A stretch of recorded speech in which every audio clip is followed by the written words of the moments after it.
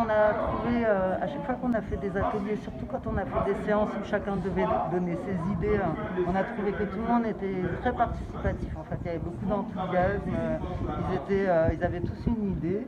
Alors après, ce que je disais aussi à une de vos collègues journalistes, c'est que sur le sujet de santé mentale, on a trouvé aussi qu'ils avaient pas mal d'idées noires, même si elles étaient dites en rigolant.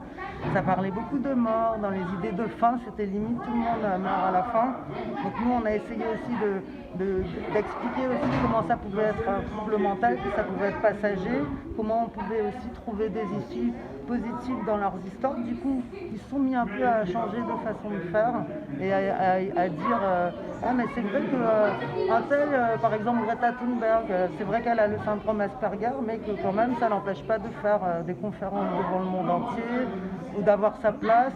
Donc l'idée est venue ensuite de leur trouver une place dans le monde, en commençant par leur trouver une place dans leur histoire. Non, c'est pas facile parce qu'on a l'impression de les plonger dans un monde où il n'y a que des problèmes.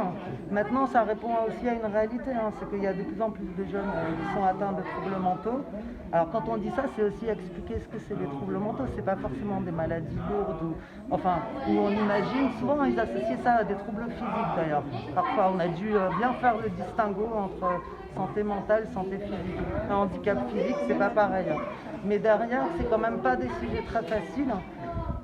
Parce que ça les confronte à des choses auxquelles ils n'ont pas les réponses forcément, nous non plus d'ailleurs, mais ça leur apprend à porter un regard différent, je dirais, à plus accepter les différences de chacun et de se rendre compte que parfois leur démarche d'aller vers quelqu'un comme ça peut aider cette personne-là justement, qui peuvent servir de déclic. Déjà écrire soi-même avec ses propres idées tout seul, c'est pas évident comme démarche. Écrire à quatre mains, vous êtes journaliste, je ne sais pas si vous avez déjà travaillé à deux, c'est pas compliqué. Là, c'est-à-dire qu'on multiplie ça par 4 classes, 20, on va dire une moyenne de 20 élèves par classe, c'est compliqué. On doit plus s'impliquer que juste dire écrivez ce que vous voulez. On est obligé de les aider à organiser l'histoire, d'expliquer comment ça fonctionne un récit.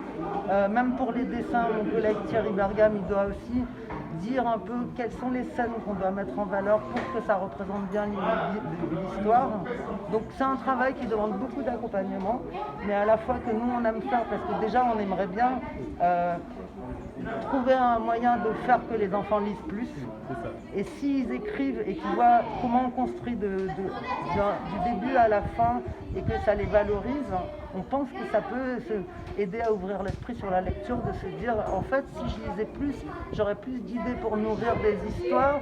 Et là on a remarqué déjà après 2 semaines d'ateliers, donc à raison de 4 ateliers par semaine, il y en a déjà qui commencent à nous proposer des écrits et dire ça c'est pas la même histoire, mais est-ce que madame vous voulez bien lire ça chez vous parce que j'ai commencé à écrire une histoire et tout. S'il y en a même que 2 par classe à qui on arrive à ce résultat là, c'est déjà un gros résultat je trouve.